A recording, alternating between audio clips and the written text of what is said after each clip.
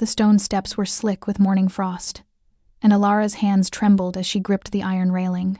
Her breath came in shallow gasps, not from exertion, but from the crushing weight of fear that had settled into her bones over the past 3 months.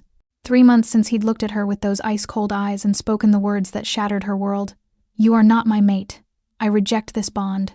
3 months since Cale Thorne, Alpha King of the Northern Territories, had turned his back on her in front of the entire Pack Council, leaving her standing alone in a room that suddenly felt like a tomb. 3 months since she'd discovered she was carrying his child. The morning sun barely touched the frost-covered grounds of the Silverwood Estate, the ancestral home of the Pack's elite. Alara had been summoned here not by Cale, who hadn't spoken to her since the rejection, but by his council. They called it a welfare check. She knew better. They wanted to see if the rejected Omega had finally broken. Her hand moved instinctively to her stomach, still flat beneath the oversized sweater she wore.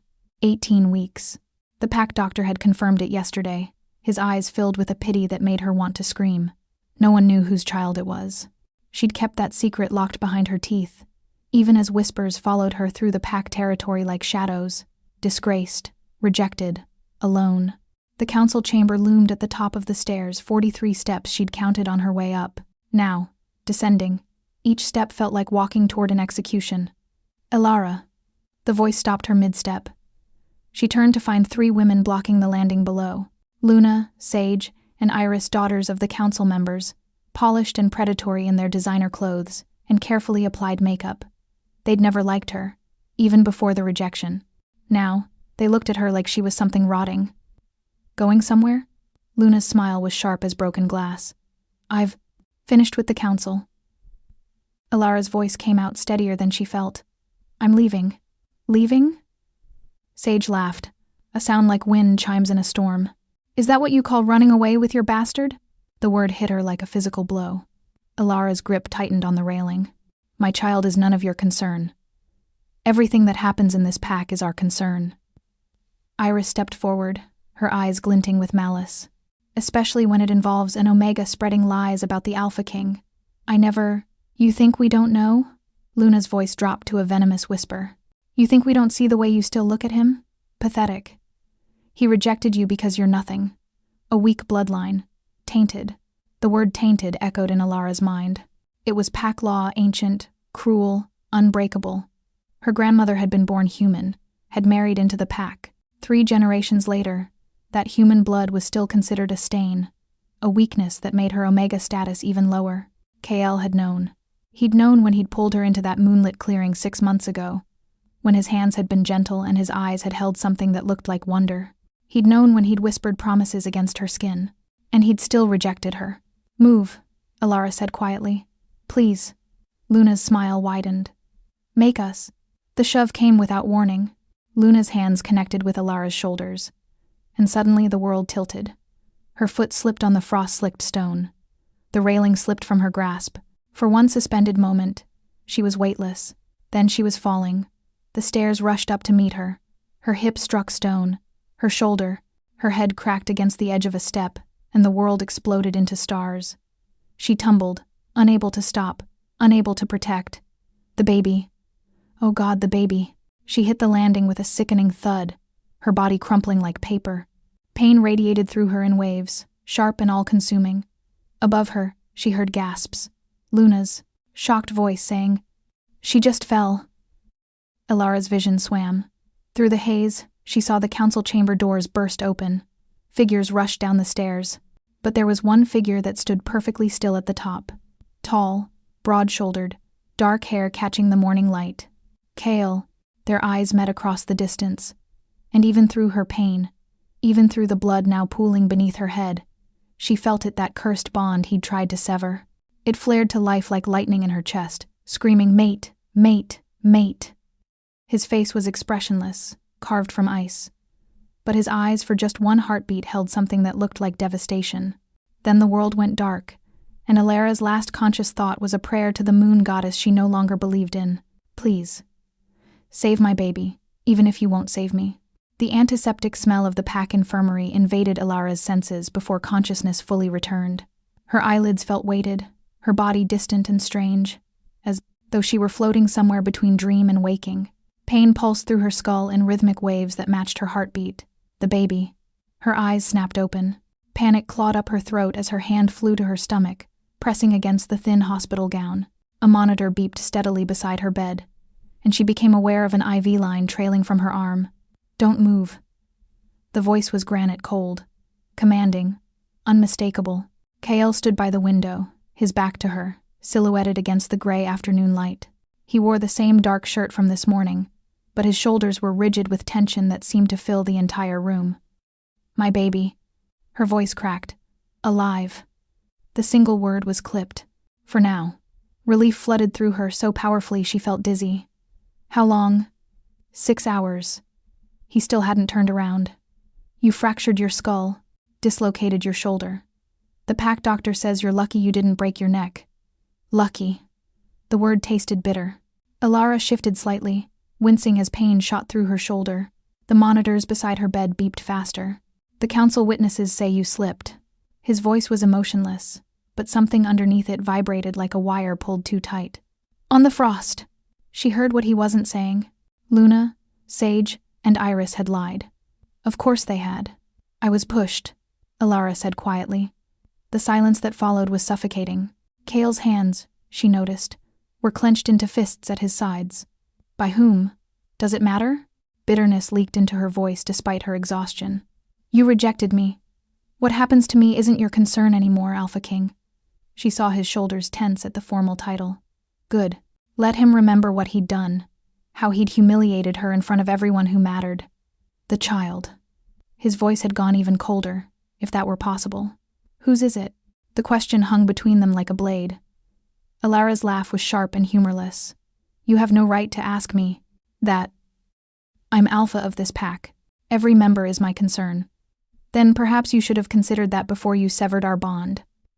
She forced herself to meet his gaze as he finally turned. Those eyes, storm gray and merciless, fixed on her with an intensity that made her breath catch.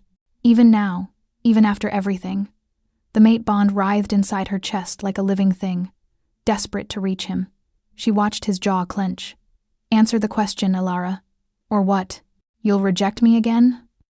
She pushed herself up despite the screaming pain in her shoulder, needing to face him with whatever dignity she had left. "You made it very clear I mean nothing to you. My child's parentage is none of your business." Something flickered across his face too quick to catch. When he spoke again, his voice was dangerously soft. "The pack doctor called me because Omega pregnancies are rare, especially for unmated females." He took a step closer, and Alara hated how her body responded, leaning toward him even as her mind screamed to pull away. "He also informed me that the child carries alpha blood, strong alpha blood." Her heart hammered against her ribs. She'd known the pack doctor would test the baby's lineage. It was protocol, but she hadn't expected him to share the results with anyone, especially not Kael. "There are many alphas in this pack," she managed. "Not many who could father a child strong enough to survive a fall like that." His eyes bore into hers. "The doctor says it's a miracle. The fetus should have miscarried from the trauma alone. But something protected it, something powerful." Alara's mouth went dry. She hadn't known that, hadn't realized how close she'd come to losing everything. Royal bloodline. Kael's voice was barely above a whisper now, and he'd crossed half the distance between them. Only royal alpha blood carries that kind of protective instinct, even in utero. "So I'll ask you one more time, Alara. Whose child is it?" She wanted to tell him, wanted to scream it in his face, wanted to watch his carefully controlled expression crack, but fear held her tongue. Not fear of him, but fear of what he might do. Would he try to take the baby? Claim it as his heir while still denying her? "Why do you care?" she whispered instead. "You made your choice." For the first time since she'd woken, genuine emotion crossed his face. It looked like agony. "That child." He stopped, seemed to struggle with something. When he continued, his voice was raw. "If that child is mine, it changes everything. It changes nothing." Tears burned behind her eyes, but she refused to let them fall. "You rejected me because of my bloodline. Because I'm tainted." "Those are your words, Kael. You think having your baby makes me less human? Less weak? I never said you were weak. You didn't have to." The monitor's beeping had accelerated. Kael's eyes flicked to it, then back to her face. Something in his expression shifted, softened, almost imperceptibly. You need to rest. The command in his voice had gentled.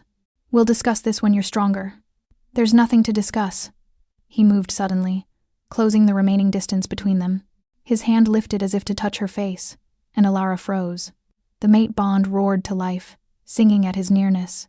His scent pine and winter storms and something uniquely him wrapped around her. His fingers stopped inches from her cheek. His eyes held hers, and in them she saw something that looked like longing, like regret, like a war being fought behind those cold gray depths. Rest, Alara. His voice was almost tender. Please. Then he was gone, the door clicking shut behind him, leaving her alone with the monitors and the phantom warmth of his almost touch, and the terrible, undeniable truth burning in her chest. The baby was his. And somehow, he already knew. Alara was released from the infirmary 3 days later with strict orders to rest and a prescription she couldn't afford to fill. The pack doctor, an elderly wolf named Marcus with kind eyes that held too many secrets, had pulled her aside before she left.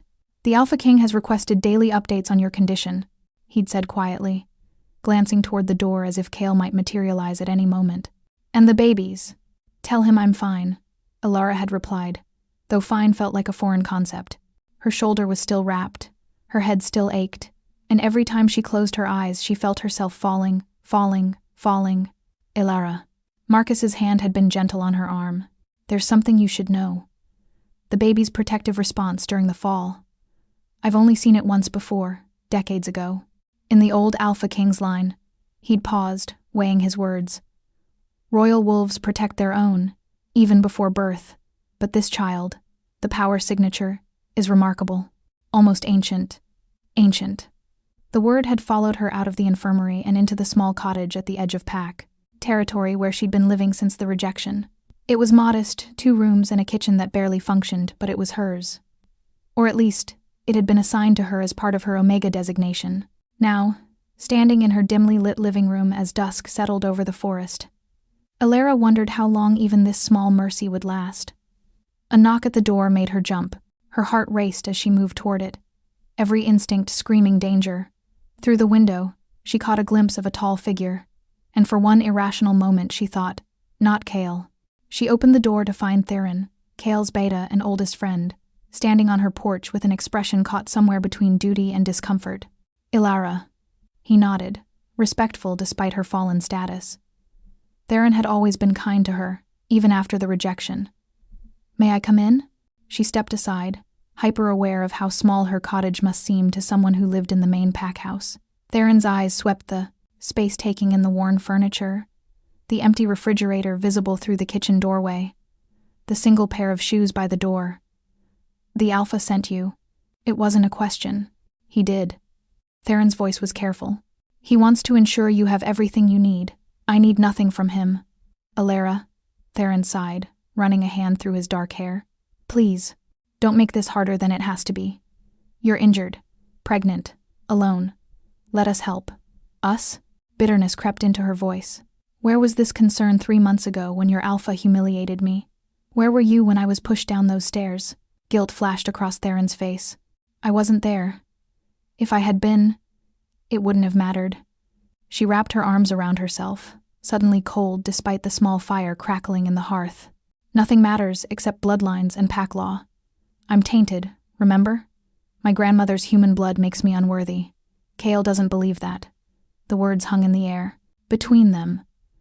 Alara stared at Theron, searching his face for the lie.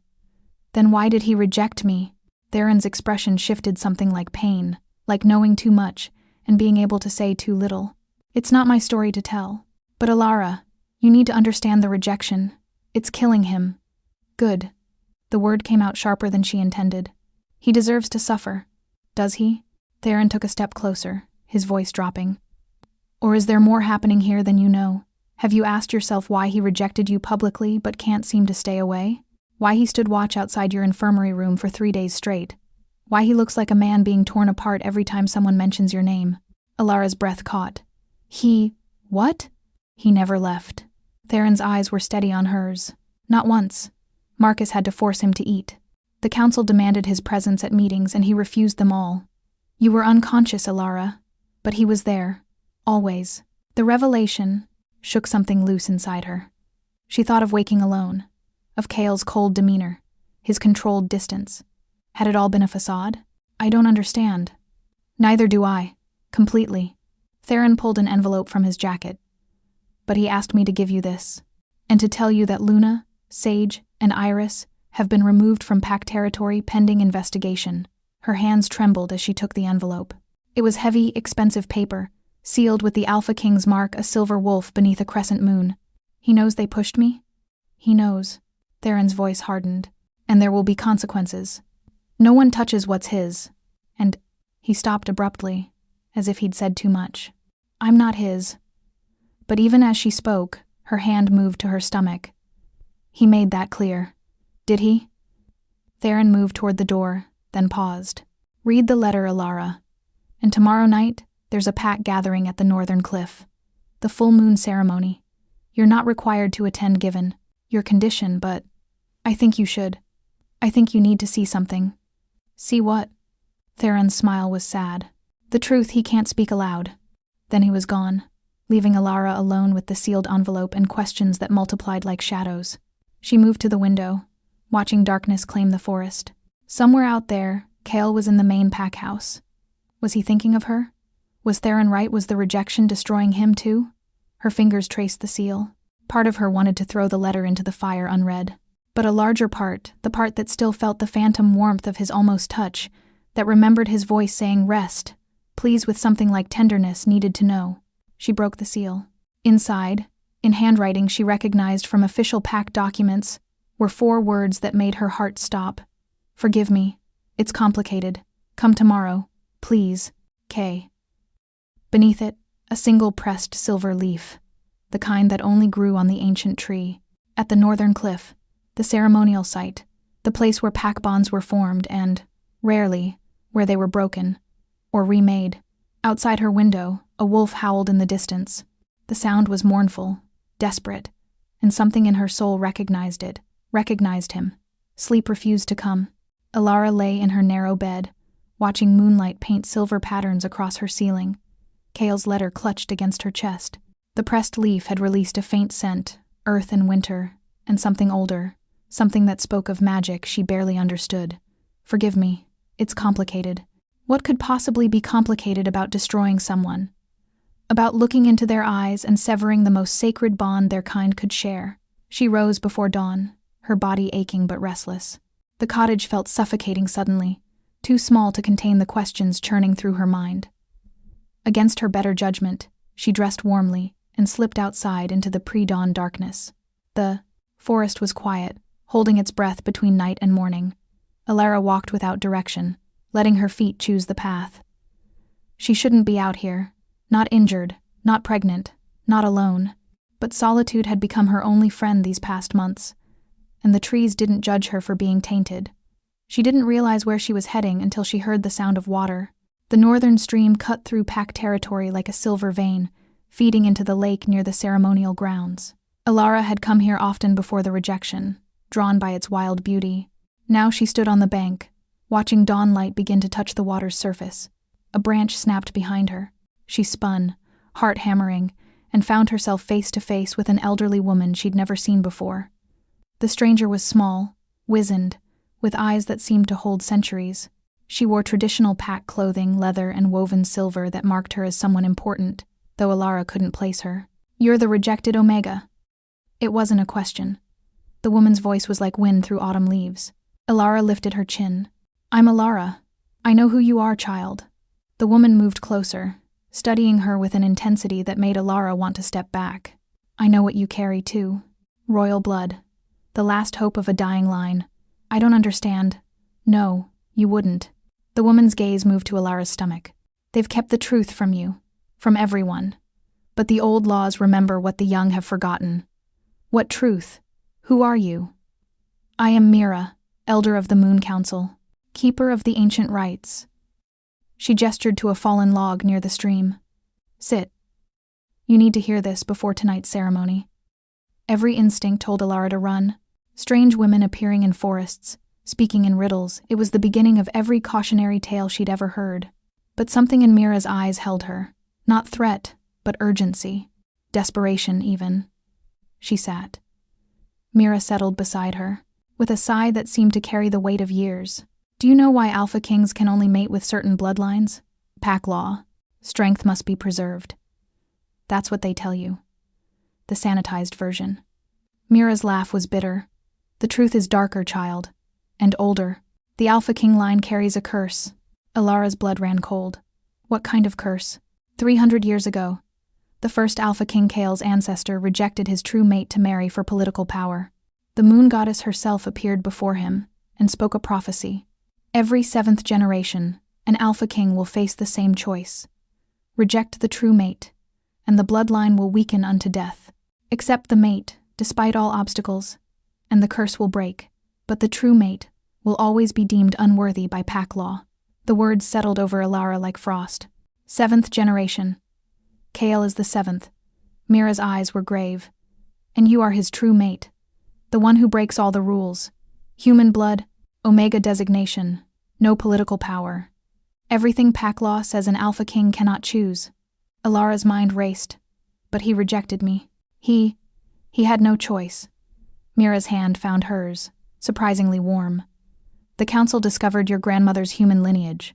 They invoked the ancient breeding laws.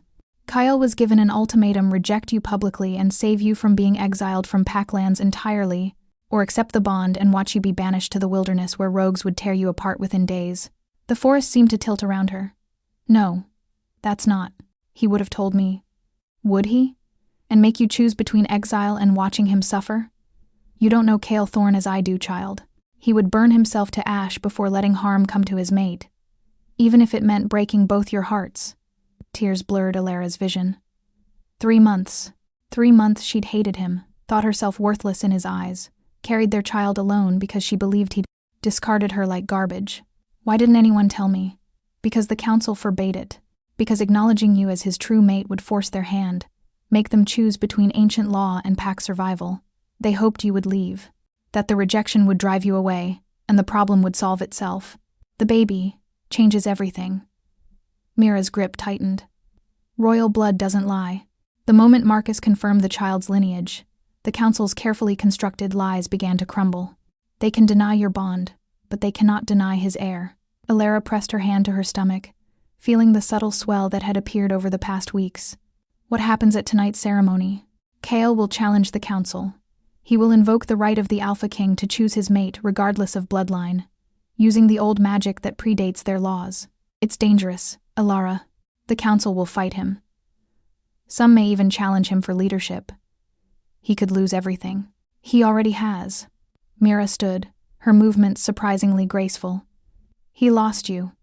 And for 3 months, that loss has been eating him alive. Tonight he'll risk his throne, his life, everything he is, for a chance to make it right. I don't know if I can forgive him. That's not for me to decide. Mira turned to leave, then paused. But know this, the curse requires more than just accepting the bond. It requires your choice too. You must willingly accept him, scars and all, mistakes and all, before the full moon reaches its peak. Otherwise, the bloodline dies with your child. The curse wins. That's not fair. Curses rarely are. Mira's smile was sad. The ceremony begins at moonrise. Northern Cliff. Wear white if you choose to stand with him. Wear black if you cannot forgive. She started walking into the trees, then called back. Choose with your heart, child. Not your hurt. Then she was gone, melting into the forest like smoke. Alara sat alone by the stream as dawn broke, fully over the mountains, turning the water to liquid gold. In her mind, she replayed every moment since the rejection, Kael's cold eyes that sometimes flickered with agony. His vigil outside her infirmary room, the way his hand had almost touched her face. Forgive me. It's complicated. Now she understood the complication. The impossible choice he'd faced, the sacrifice he'd made thinking it would save her. But understanding didn't erase 3 months of pain, didn't undo the loneliness, the shame, the nights she'd cried herself to sleep. Tonight, she would have to make a choice of her own. Forgiveness or freedom. The moon would wait for neither. Alara spent the day in a fog of indecision, pacing the narrow confines of her cottage until her feet wore a path in the wooden floor. 2 dresses lay spread across her bed, one white as fresh snow, one black as a moonless night. White for forgiveness, black for goodbye. The choice should have been simple. He'd hurt her. humiliated her, let her believe she was worthless for 3 endless months. But Mira's words echoed relentlessly through her mind. He would burn himself to ash before letting harm come to his mate. A knock startled her from her thoughts. She opened the door to find a young Omega, named Sarah, barely 16, holding a wooden box tied with silver ribbon. "From the Alpha King," Sarah said softly, her eyes wide with curiosity and something like hope. "He asked that you open it before tonight." Alara took the box with trembling hands. Sarah lingered, clearly desperate to see what was inside, but Alara gently closed the door. Some moments needed privacy. Inside the box, nestled in black velvet, was a silver comb, ancient, delicate, inlaid with moonstones that seemed to glow with their own light. Beneath it, a note in Kale's stark handwriting. "This belonged to my mother. She wore it the night she chose my father, despite the council's opposition. She told me once that true strength isn't following laws, it's breaking them when love demands it. Whatever you choose tonight, you deserve to know. You were never weak. You were always the strongest person I've ever known. The mistake was mine."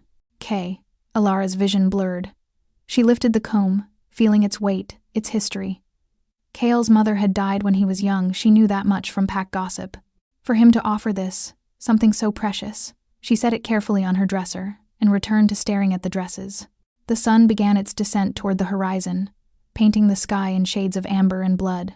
Alara's hands moved to her stomach, feeling the subtle flutter that had begun just yesterday, the baby moving for the first time, a butterfly whisper of life. "What should I do?" she whispered to the child growing inside her. "He's your father, but he broke my heart."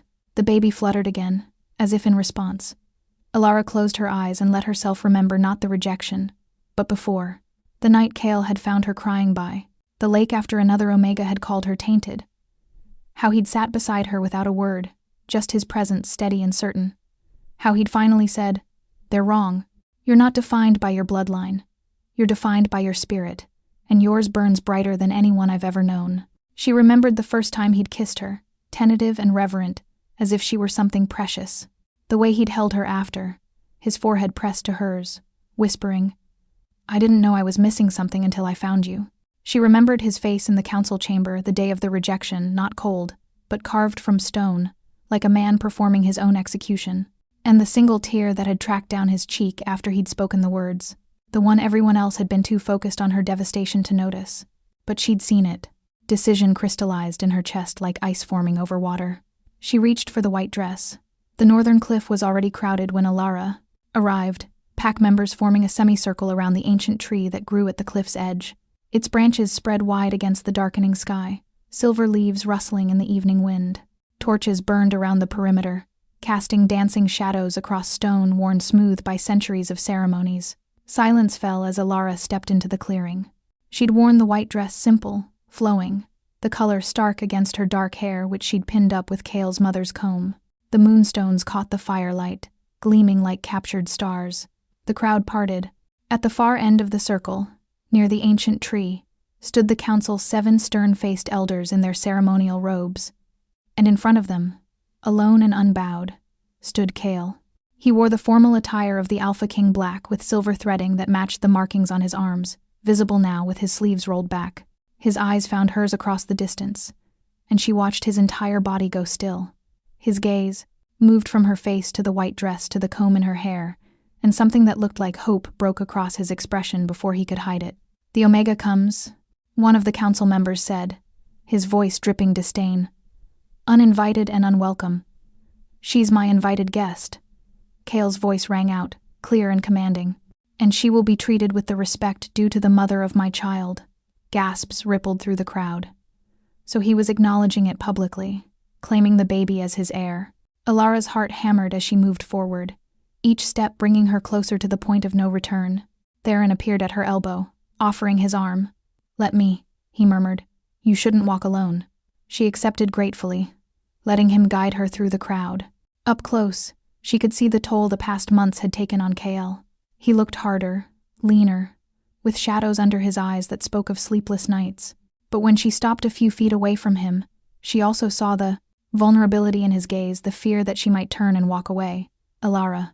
Her name on his lips was a prayer and a question. "I'm here," she said simply. The head counselor, a severe man named Aldrich, stepped forward. "This is highly irregular. The ceremony has not begun." "Then let it begin." Cale never took his eyes off Alara. "I invoke the right of Alpha King to challenge pack law under the Old Covenant. I claim my true mate before the moon and before witnesses, regardless of bloodline or council approval." "You know the consequences," Aldrich warned. "Challenge the council's breeding laws, and you challenge your right to rule." "I know." Cale's voice was steady. "I'm prepared to fight for my throne. And for her." "Then you're a fool."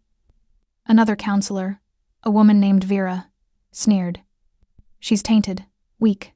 Her bloodline will corrupt. Enough." The word cracked like thunder. Cale's power rolled out pure alpha dominance that made every wolf present, including the council, bare their necks in instinctive submission. Every wolf except Alara, whom the command seemed to flow around like water around stone. "I will not hear my mate disrespected," Cale continued, his voice deadly quiet. "Not by you, not by anyone. Challenge me if you dare, but you will show her the honor she deserves."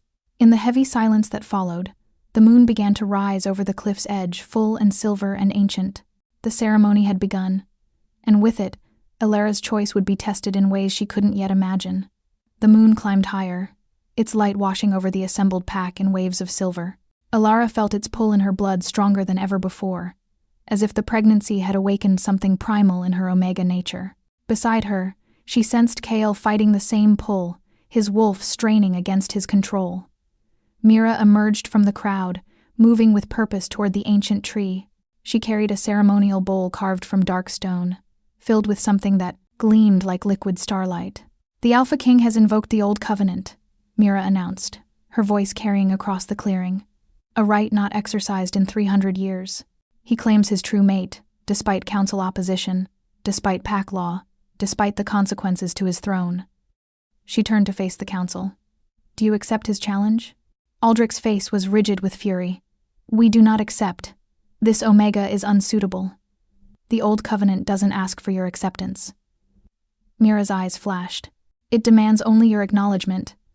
The Alpha King has the right to choose his mate by blood and bond, superseding all breeding laws.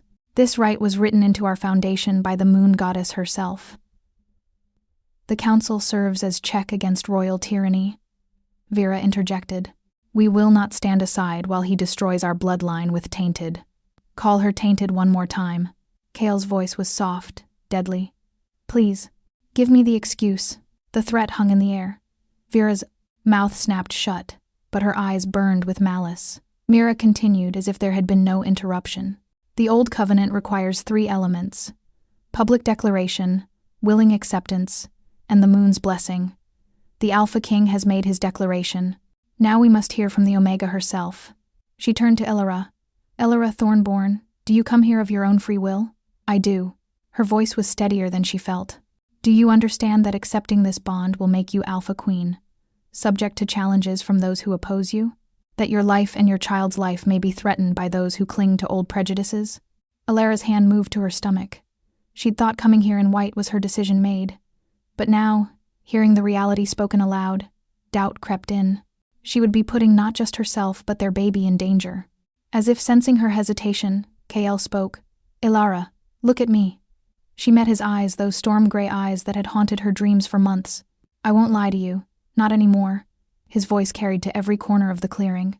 "Accepting this bond will paint a target on your back. The council will fight us. Some pack members will never accept you. You'll face challenges, threats, possibly worse." He took a step closer, and she felt the mate bond flare between them, hot and insistent. "But I swear to you, on my life and my crown, I will protect you. I will stand beside you. I will never, never abandon you again. Even if you choose to walk away tonight, I will still protect you and our child until my last breath." "Pretty words," Aldrich scoffed. "But where were these promises when you rejected her before the council? When you called her unworthy?" Pain flashed across Cale's face. "I called the situation impossible. I never called her unworthy. But you twisted my words, didn't you, Aldrich? Made sure she heard only the rejection, not my reasoning. Made sure no one told her about your ultimatum exile or public rejection. You gambled that she'd leave Packlands entirely, and the problem would disappear." The accusation hung heavy. Aldrich's expression confirmed its truth even as his mouth opened to deny it. You used her as a pawn, Kael continued, his voice hardening. You manipulated us both, thinking you could control the Alpha King through fear. But your mistake was assuming I'd choose my throne over my mate. He turned back to Alara. I made the wrong choice 3 months ago. I thought I was saving you. I was wrong. I should have fought then. I should have trusted you to be strong enough to stand beside me in the fight. I'm asking now, will you give me a chance to make it right? Alara's throat tightened. She'd come here thinking forgiveness was a simple choice, wear white or black, say yes or no. But standing here, feeling the weight of pack politics and ancient grudges pressing down on her, she realized forgiveness was only the beginning. The real question was, did she have the strength to become what they needed her to be? I have a question first. Her voice cut through the tension. She looked directly at Aldrich. You said my bloodline would corrupt the royal line. That human blood makes me weak. But answer me this, if I'm so weak, why did my baby survive a fall that should have killed it? Why does Pack Dr. Marcus say the protective response was stronger than anything he's seen in pure-blooded wolves? Aldrich's jaw clenched. He had no answer. Alara continued, gaining confidence. You hide behind pack law and bloodline purity, but you're afraid. Not of my weakness, of my strength. Of what it means if an Omega with human blood can carry royal children stronger than your pure bloodlines ever produced. She let her gaze sweep across the council. You're afraid that everything you've built your power on is a lie. Silence. Then, from somewhere in the crowd, a young wolf began to clap. Then another. The sound spread until half the pack was applauding, many looking at Alara, with new respect. Mira's smile was fierce and proud. The Omega has spoken her truth. Now, Alara Thornborn, I ask you formally, do you accept the Alpha King as your mate? Do you claim him before Moon and Pack, despite all obstacles? Alara looked at Kael. Really looked at him. Saw the man who'd made a terrible choice trying to protect her. The man who'd stood vigil for 3 days while she lay unconscious. The man who was willing to lose everything for a chance to make things right. She saw the father of her child. Her true mate. Her future. I do. The words came out clear and certain. I accept Kael Thorne as my mate. I claim him before the Moon, before the Pack, before any who would challenge us. And I will stand beside him, not behind him, as we face whatever comes.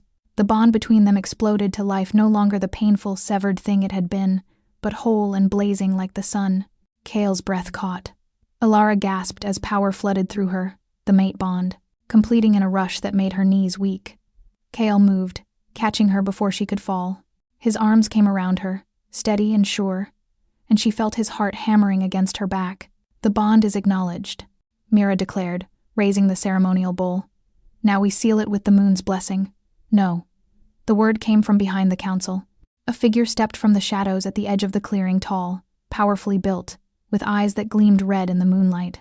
Rogue. The scent hit Alara a moment later, wrong, corrupted, dangerous.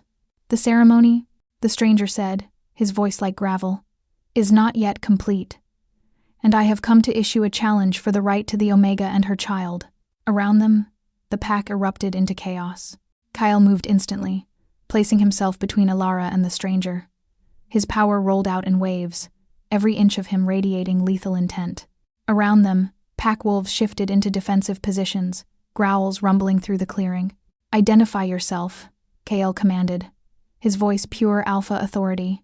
The stranger smiled, revealing teeth too sharp to be fully human.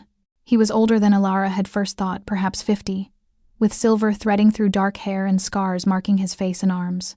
But it was his eyes that held her attention, red-rimmed and wild, yet underneath, something calculating lurked. I am Damon Blackwood, and I have every right to be here. The name sent a ripple of shock through the assembled wolves. Alara felt Theron tense beside her, heard gasps from the crowd. Even the council looked shaken.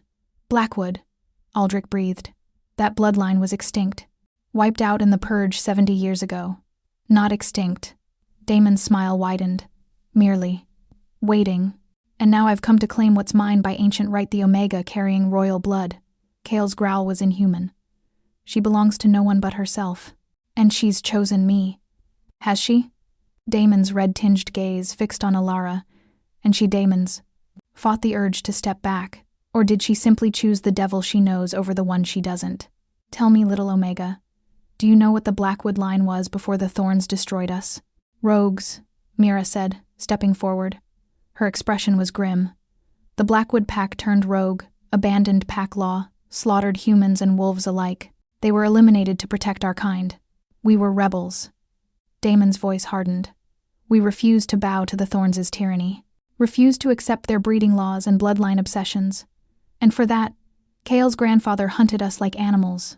His eyes found Kale. How many of my family did your bloodline murder, Alpha King?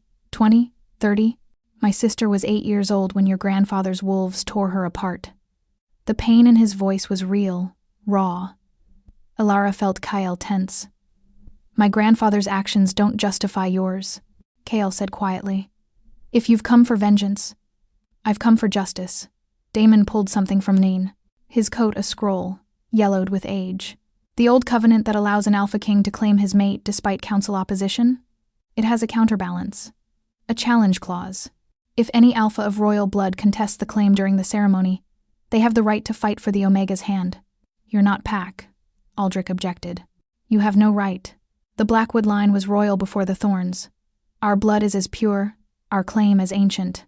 Daemon unrolled the scroll, revealing text written in the old language. The law is clear. During a contested mating ceremony, any royal-born Alpha may issue challenge. The Omega chooses which Alpha she wishes to fight for her.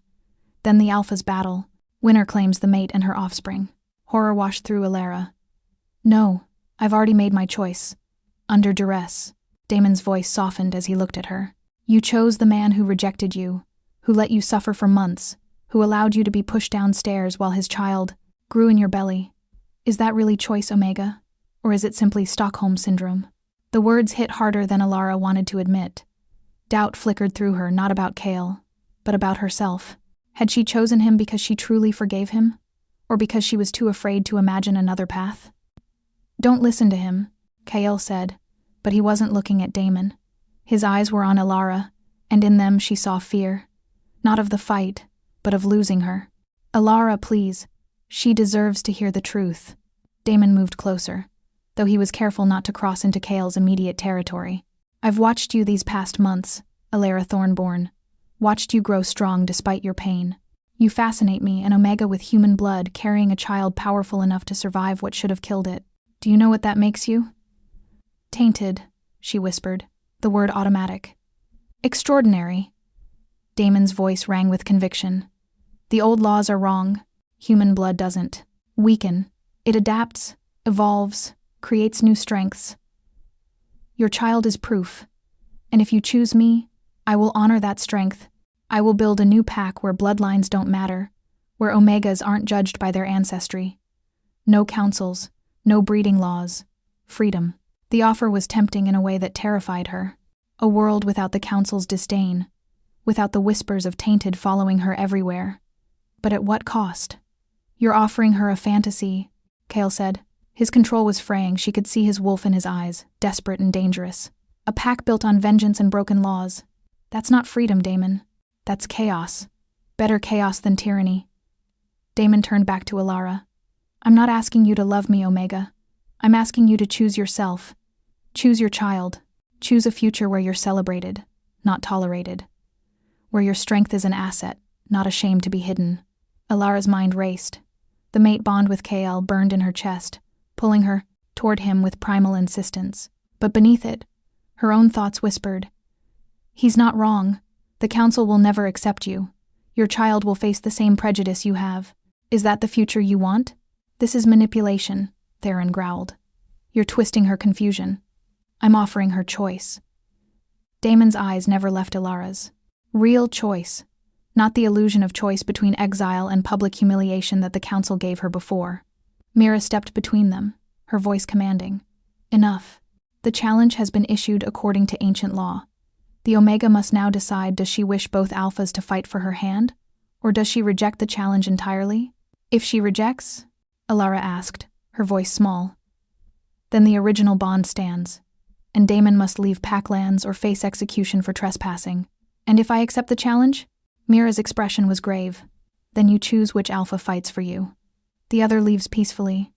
Then you and your chosen Alpha face the final test, the moon's blessing. If the moon accepts your bond, the ceremony completes.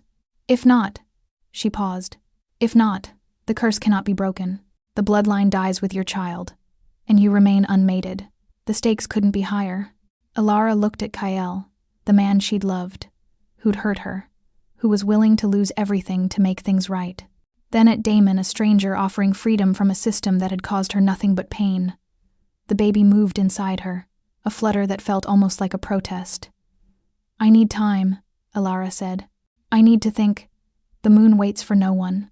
Mira pointed to the sky where the full moon had reached its zenith. "You have until it begins to set. 1 hour. Then you must choose, or the ceremony fails, and the curse remains intact." Kale reached for her hand.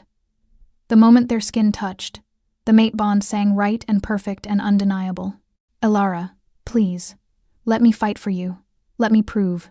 Don't beg her." Damon's voice was sharp. Let her choose freely, without the bond clouding her judgment. But that was the problem, wasn't it? The bond was already there, already complete, already whispering mine, mine, mine with every heartbeat. Could she make a rational choice with that kind of primal pull? 1 hour, she repeated, pulling her hand from Kale's. The loss of contact felt like tearing away skin. "I need 1 hour alone." "You can't go alone," Kale started. "She won't be." Mira placed a hand on Alara's shoulder. "I'll accompany her to the sacred grove. No alphas, no council, just the Omega and the moon. That is her right." Kale looked like he wanted to argue, but Pack Law held him silent. Damon inclined his head, accepting. As Mira led her away from the clearing, Alara felt 2 sets of eyes burning into her back, one storm-gray and desperate, one red-tinged and hungry, both waiting for a decision that would change everything, and she had no idea which choice would save her child, or destroy them all. The sacred grove was a small clearing ringed by silver birch trees, their pale bark glowing ghostly in the moonlight. In the center stood a pool of still water, its surface reflecting the moon so perfectly it seemed like looking into another world. Mira guided Alara to sit beside the pool, then settled across from her with a heaviness that spoke of age and wisdom. "You're afraid," Mira observed. "Not a question. I don't know what to choose." Alara's voice cracked. "Everything Damon said, it's true. The council will never accept me. My child will grow up hearing the same insults I did. Kale can't change centuries of prejudice, no matter how much he wants to." "No," Mira agreed. "He can't change it alone." Alara looked up sharply. "What do you mean? You think being Alpha Queen is about standing beside Kale while he fights your battles?" Mira's smile was knowing. "Child, if you accept this bond, you become the first queen with human blood in our history. You become the one who breaks the bloodline curse. You become the symbol that proves everything the council believes is wrong. That's not a passive role. That's revolution." The words settled over Alara like a mantle. Revolution. Not just accepting Kale's protection, but actively changing the system that had hurt them both. "Damon offers the same thing," she said. "A new pack, new rules. Damon offers escape." Mira's voice was gentle but firm. "And there's no shame in choosing that. But ask yourself, is escape what your heart truly wants? Or is it what your fear tells you is easier?" Alara stared into the pool, watching the moon's reflection ripple. "I'm terrified of choosing Kale and failing. Of not being strong enough. Of our child growing up in a pack that resents their existence. And if you choose Damon, I'm terrified of that too." The admission came quietly. "I don't know him. Don't know if his promises are real or if vengeance is all that drives him. The mate bond with Kale, it's real. I feel it. Breaking it would be like cutting out part of my soul." "Then you have your answer." "Do I?" Alara's hands clenched. "What if love isn't enough? What if the bond isn't enough to overcome everything stacked against us?" Mira was silent for a long moment. When she spoke, her voice carried the weight of centuries. 300 years ago, the first Alpha King stood where you sit now. He had a choice: follow his heart or follow power. He chose power, and that choice cursed 7 generations. Your child will be the 8th generation, free of the curse if you make the opposite choice. But here's what no one tells you about breaking curses. It's never clean, never easy. It requires sacrifice, pain, and faith that the future will be better than the past.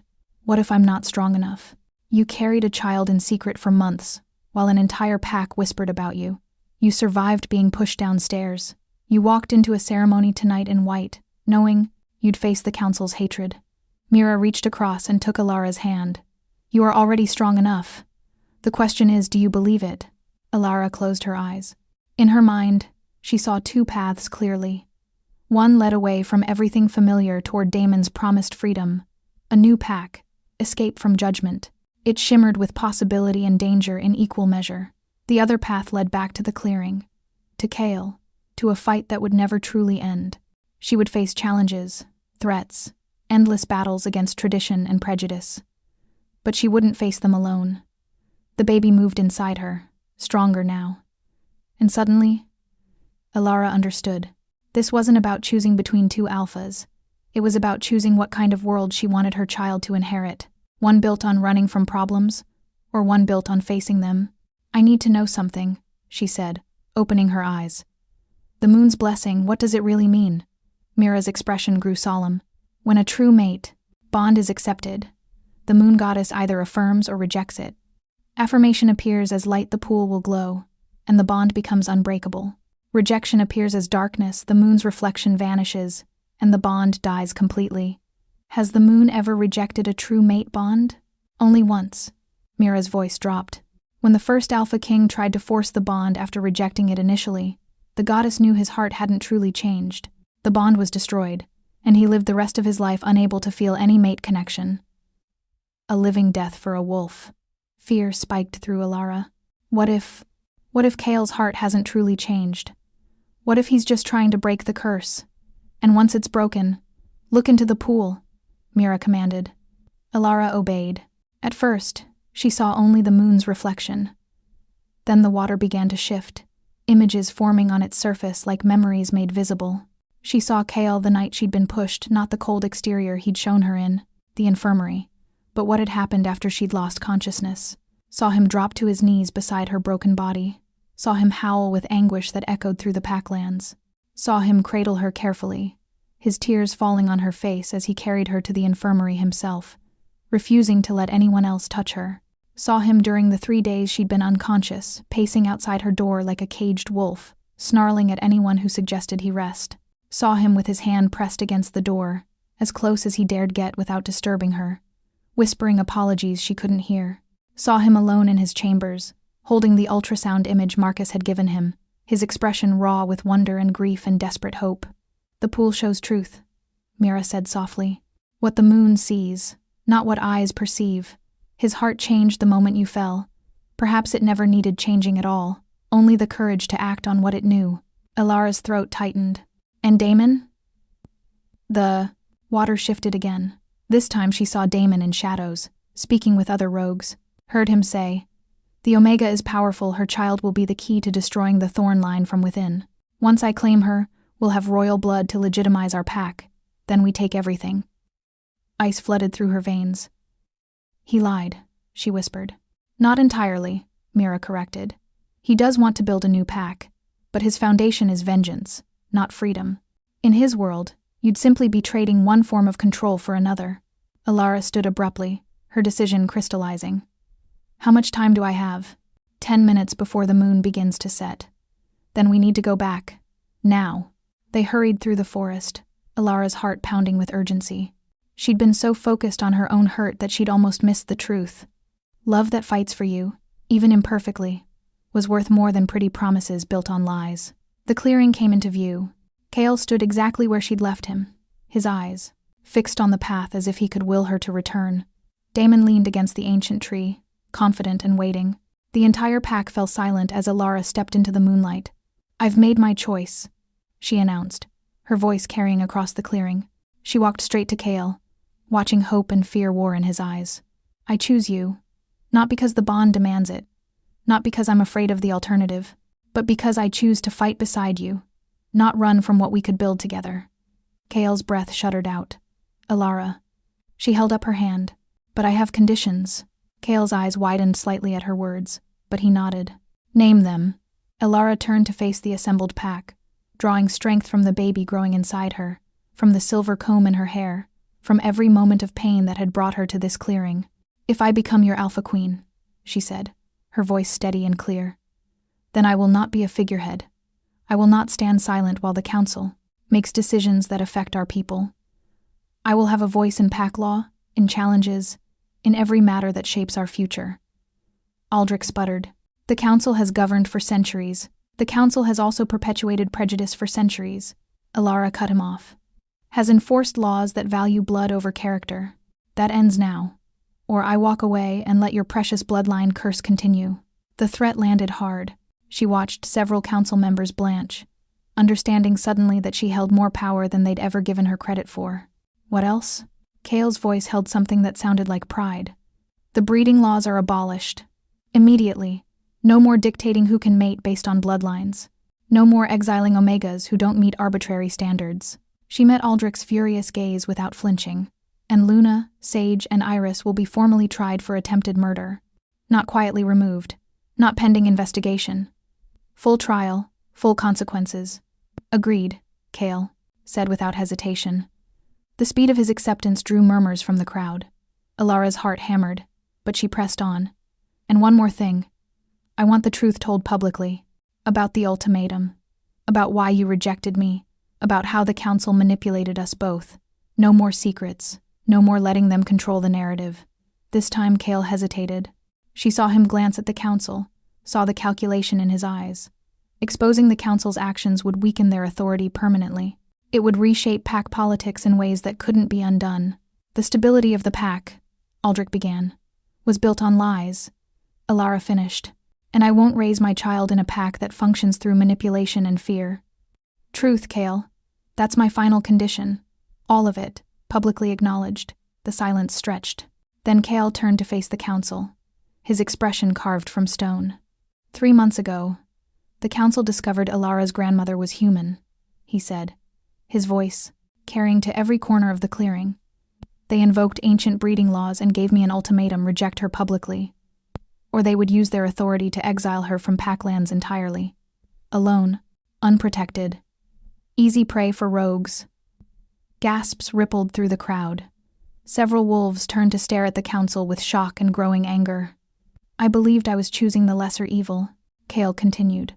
I thought a rejection with her remaining safely in Pack territory was better than exile and certain death. I was wrong. I should have fought them then. Should have challenged laws built on prejudice and fear. Instead, I hurt the one person I was meant to protect. His eyes found Alara's. I will regret that choice for the rest of my life. But I'm choosing differently now. Alara's conditions are met. All of them. You can't simply abolish centuries of pack law, Vera protested. I'm the Alpha King.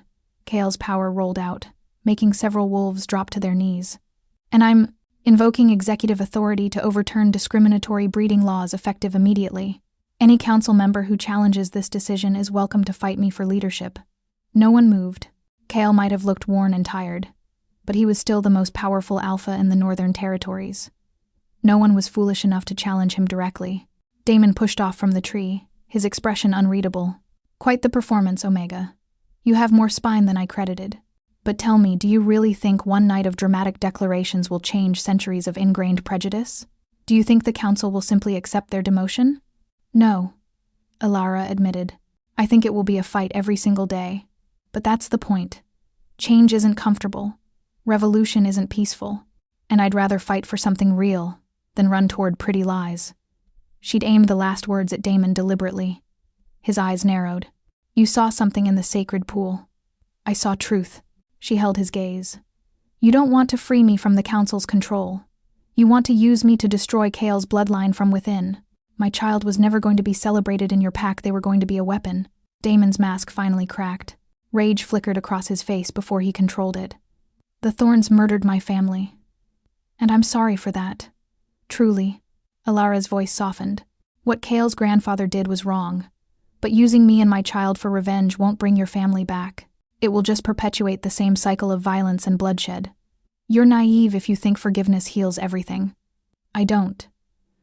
She thought of the 3 months of pain, of believing herself worthless, of the fear that had lived in her bones. Forgiveness doesn't erase what happened, but it gives us a chance to build something different, something better. That's what I'm choosing. Damon stared at her for a long moment, something like respect crossing his features. Then he inclined his head, not quite a bow, but an acknowledgement. You're stronger than I thought, Alara Thornborn. Perhaps you will change things. He turned to leave, then paused. But when the council comes for you, and they will remember that I offered you another path. He shifted mid-stride, black fur rippling across his skin as he transformed into a massive wolf. With one last look at the assembled pack, he disappeared into the forest. Silence fell. Then Mira stepped forward, raising the ceremonial bowl once more. The Omega has chosen. The Alpha has accepted her conditions. Now we complete the ceremony. She moved toward the ancient tree, gesturing for Kale and Alara to follow. Kneel before the tree, join hands, and pray the moon finds your bond worthy. Alara's legs trembled as she moved forward. This was it, the final test. If the moon rejected them, everything she'd fought for would crumble. The curse would continue. Her child would be the last of Kale's bloodline. They knelt facing each other, the ancient tree's branches spreading above them like a canopy. Kale's hands found hers, large and warm and solid. "Whatever happens," he whispered, "thank you for giving me this chance. Don't thank me yet." She tried to smile.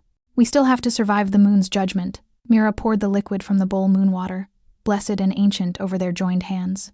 It was cold as ice, burning where it touched skin. "Moon goddess," Mira intoned, "we present this bond for your blessing. True mates, tested by pain and separation, now reunited by choice and courage. If their hearts are true, show us your light. If their bond is false, show us your darkness. We await your judgment." The clearing held its breath. Above them the moon seemed to pulse, growing brighter, and Alara felt something ancient and vast turn its attention toward them, toward the broken bond they were trying to remake, toward the child growing inside her, toward the choice that would shape generations. The judgment had begun. The moonlight intensified, pouring down through the ancient tree's branches in silver streams. Alara felt it touch her skin like a physical presence, weighing, measuring, searching through every memory and motivation that had brought her to this moment. Kale's hands tightened around hers. She could feel his wolf rising to the surface, responding to the goddess's scrutiny. The mate bond between them flared, no longer the painful half-thing it had been, but not yet complete. It hung suspended, waiting for divine approval or rejection. The moonwater on their joined hands began to glow. Alara's breath caught. Around them, the pack watched in awed silence as the liquid light spread up their arms, weaving between them like threads of starlight. It was beautiful and terrifying. She could feel it probing deeper, past her conscious thoughts into the raw truth of her heart. Why did you choose him?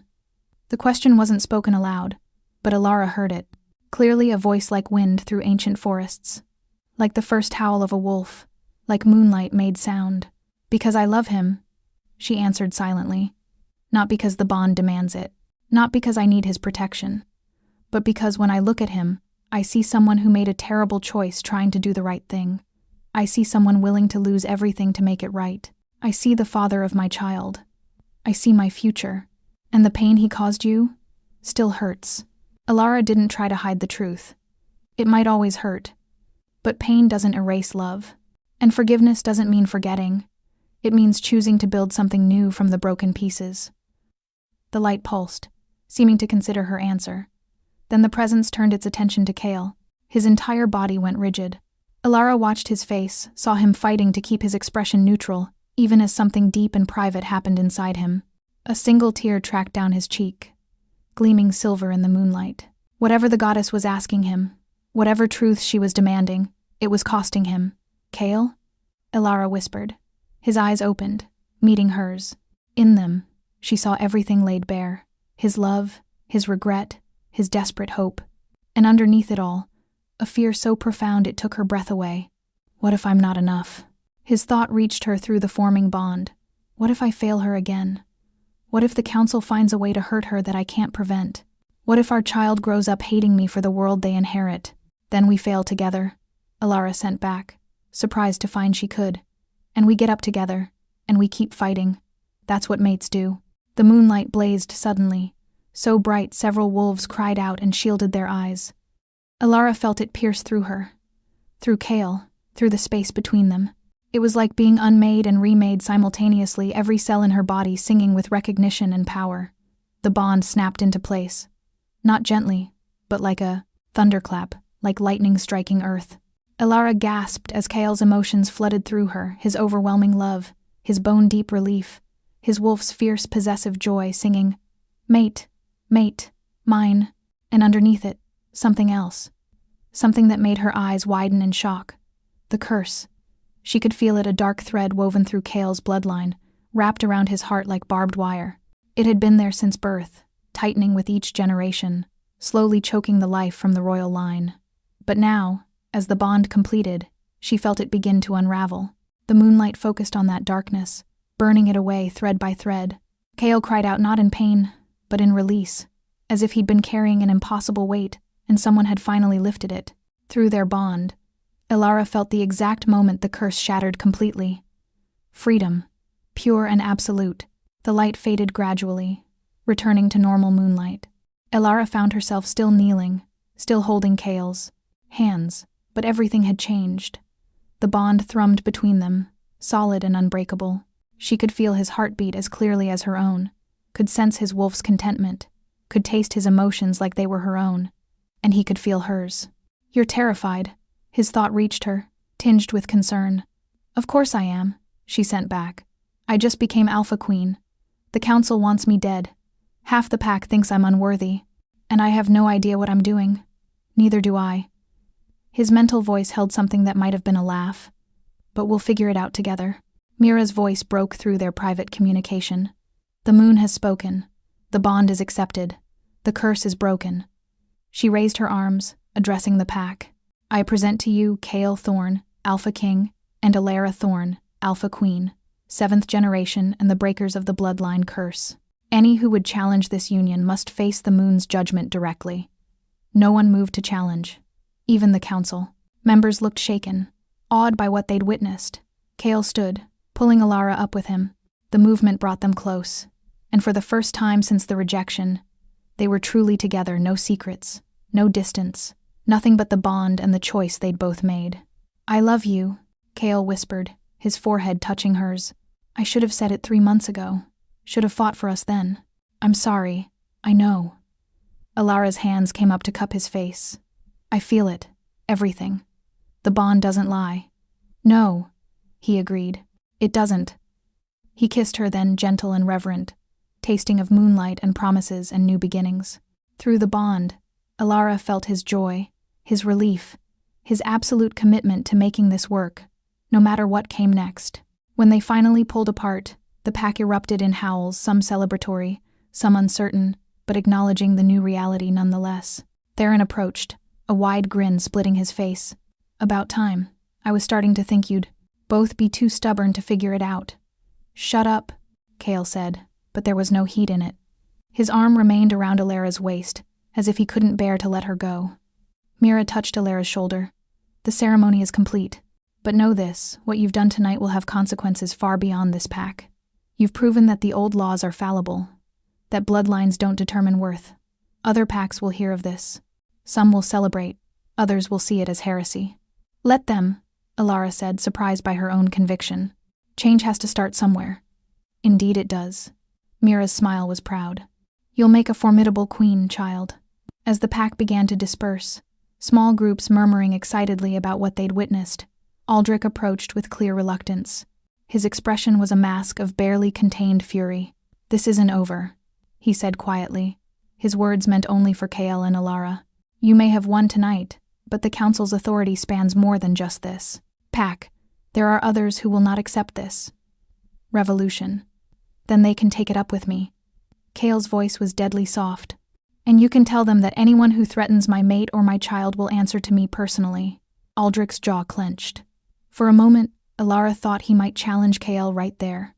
But survival instinct won out, and he turned and stalked away. He's right, though, Elara said once he was gone. This is just the beginning. The real fight starts tomorrow. I know. Kyle turned her to face him fully. But tonight, can we just be?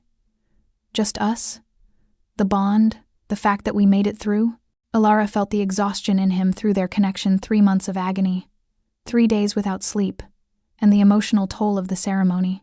Her own body ached, her shoulder still healing, the baby's presence a gentle weight. Yes, she whispered. Tonight, we rest. Tomorrow, we fight. He smiled, the first real smile she'd seen from him in months. It transformed his face, making him look younger, less burdened. Come on, he said, taking her hand. Let me take you home. Home? Our home. The Alpha's quarters, where you should have been all along. As they walked away from the clearing, the ancient tree's branches seeming to bow in blessing, Elara felt the baby move again. This time, the flutter was stronger, almost like acknowledgement. We made it, she thought to the child. We're going to be okay. And for the first time in 3 months, she believed it. Elara stood at the window of the Alpha's quarters, watching dawn paint the forest in shades of gold and amber. Her hand rested on her now prominent belly, 7 months pregnant, and the baby had her father's strength, making their presence known with increasingly powerful kicks. Behind her, she heard Kale stir, felt his consciousness brush against hers through the bond before he'd even fully woken. It was still startling sometimes, this constant awareness of each other, but she'd grown to cherish it, the intimacy of never being truly alone. You're up early, his voice rumbled, rough with sleep. Couldn't sleep, the baby's practicing martial arts. She felt his amusement through the bond before his arms came around her from behind, his hands covering hers on her stomach. Almost immediately, the baby kicked against his palm, and she felt his wonder spike. Strong, he murmured. Like their mother. Like both parents. Elara leaned back against his chest. Have you seen the reports from the other territories? She felt his tension even before he answered. 3 more packs have abolished their breeding laws. 2 others are considering it, but the Eastern Coalition is pushing back hard. They're calling it the Thorn Heresy. Creative. Her tone was dry, but worry gnawed at her. The past 3 months had been a whirlwind restructuring pack law, facing down council challenges, enduring assassination attempts from traditionalists who saw her as an abomination. Kale had kept his promise to protect her, but the cost had been high. The pack was divided, tensions simmering just below the surface. Luna, Sage, and Iris were sentenced yesterday, Kale said quietly. Exile. Stripped of pack affiliation. I know. I felt your conflict about it. The bond meant no secrets. She'd felt him struggling with the decision, torn between justice and mercy. They tried to kill you. Kill our child. His arms tightened protectively. Exile was mercy. I'm not arguing. She turned in his embrace, studying his face. The shadows under his eyes had faded somewhat, but new lines of stress had appeared. Being Alpha King had always been demanding. Being a revolutionary Alpha King was slowly grinding him down. But you can't protect me from everything, Kale. We talked about this. Doesn't stop me from wanting to. A knock at the door interrupted them. Theron's voice called out. Sorry to disturb, but we have a situation. Kale sighed, pressing a kiss to Elara's forehead. Before moving to answer, Theron stood in the hallway, his expression grim. The Eastern Coalition has issued a formal challenge. They're sending representatives next week to assess the stability of the Northern Territories given recent changes. Theron's tone made it clear what he thought of their diplomacy. It's a power play. They want to see if we're weak enough to pressure into reversing the reforms. Let them come. Elara spoke before Kale could. Let them see exactly how strong we are. Both men turned to look at her. Through the bond, she felt Kale's pride mixed with concern. Elara, you're 7 months pregnant. Maybe you should... Should what? Hide?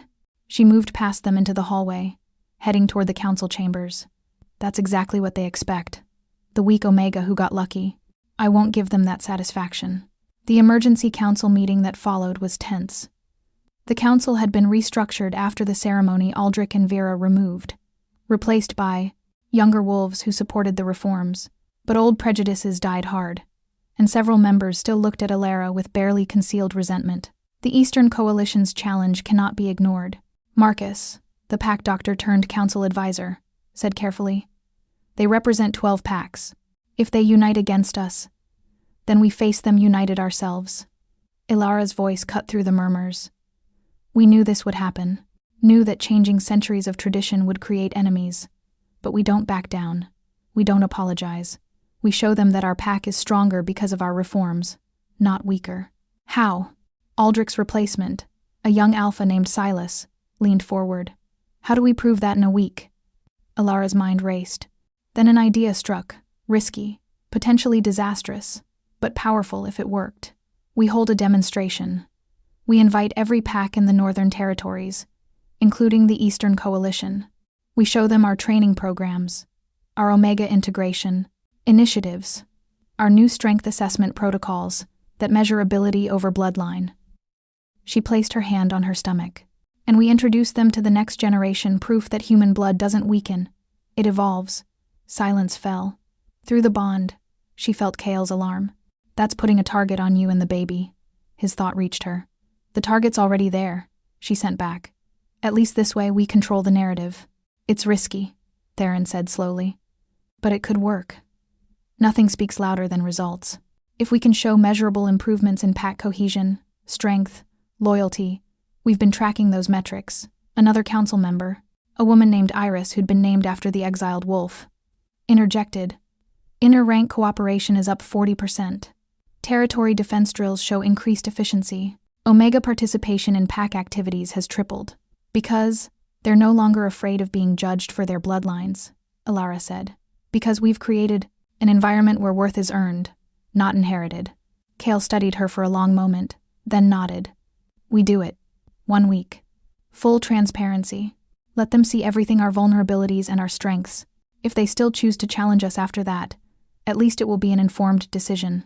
The meeting dissolved into planning logistics, security, presentations.